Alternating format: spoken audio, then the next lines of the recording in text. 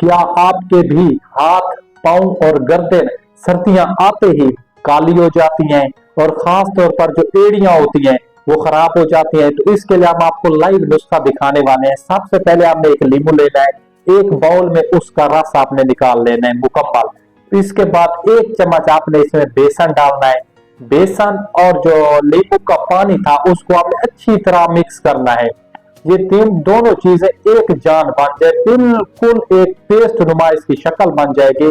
तो इसके बाद आपने इसमें एक चम्मच, बल्कि आधा चम्मच डालें, एक चम्मच नहीं आधा चम्मच डालें मीठा सोडा डालना है, जिसे बेकिंग सोडा भी कहते हैं। इसको आपने भी अच्छी तरह मिक्स करना है।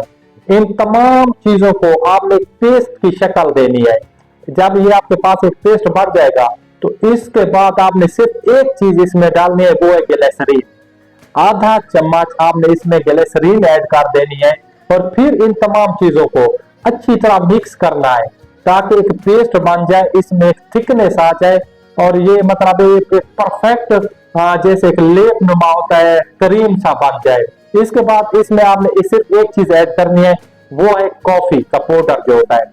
अगर आपके पास है तो आप ऐड कर दें, अगर आपके पास ये नहीं है तो ये मतलब ऑप्शनल है। आप इसको ऐड करें तो इसका अच्छा रिजल्ट आएगा, अगर आप ऐड नहीं कर सकते तो फिर भी रिजल्ट आएगा।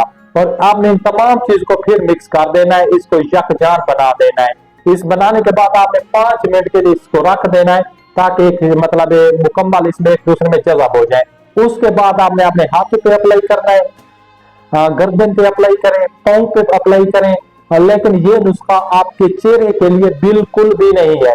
10 मिनट लगा रहने देने के बाद आपने इसको धोना है। सिर्फ और सिर्फ ये 10 मिनट आपने अपने मतलब गर्दन पे, हाथ हो गए, पाँव हो गए, उस पे लगा देना है, या जो भी जिस्म का हिस्सा है चेहरे के अलावा, और उसके बाद आपने वॉश कर देना है।